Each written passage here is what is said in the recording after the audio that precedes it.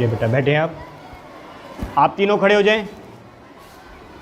आप तीनों कल अपने फादर को लेकर आएंगे, वरना मैं आपको क्लास में इंटर तक नहीं होने दूंगा। बैठे, बुक्स खोलें अपनी अपनी।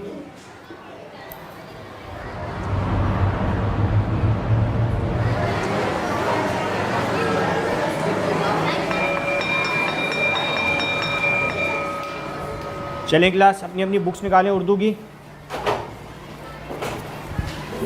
आप दोनों, आपके पेरेंट्स से मेरी बात हो गई है, अब उनकी तरफ से मुझे पूरी परमिशन है कि अगर आप लोग वक्त पर काम मुकम्मल नहीं करेंगे तो मैं आपको कोई भी सज़ा दे सकता हूँ। और वलीद, आपके फादर क्यों नहीं आए? सर वो मेरे अब्बू। वो कुछ नहीं, कल अगर आपके फादर नहीं आए तो मैं आपको पूरा दिन क्लास से बाहर खड़ा रखूँगा। ठीक है, बैठ जाएं।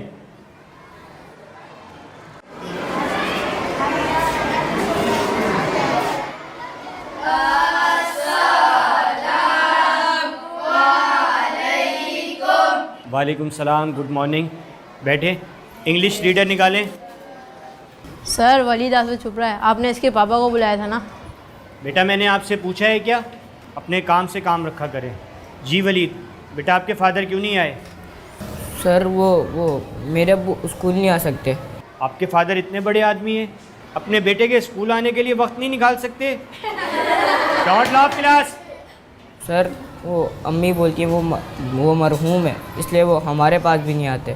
मरहूम है? तेरी उंगली थाम के चलता था। चले, सॉरी बेटा, बैठ जाएं और अपना काम वक्त पर मुकम्मल किया करें। क्लास रीडिंग स्टार्ट करें। यार तुम तो अपने अब्बू की डांट से बच जाते हो। वो मरहूम है तो मतलब मेरे अब्बू मरहूम हो जाएं तो क्या मैं भी बच जाऊंगा? नहीं, ऐसी कोई बात नहीं है। अगर आपके अब्बू मरहूम हो तो हमें कोई पिज़्ज़ा भी नहीं खिला सकता और हमें कोई अच्छे खाने भी नहीं खिला सकता। अम्मी काम करने जाती हैं दूसरों के घर पे, किसी के घर जाके सफाई करती हैं थोड़े पैसों के लिए। अगर अब्बू हम पे सख्ती करते हैं तो हमारे भले गिले करते हैं।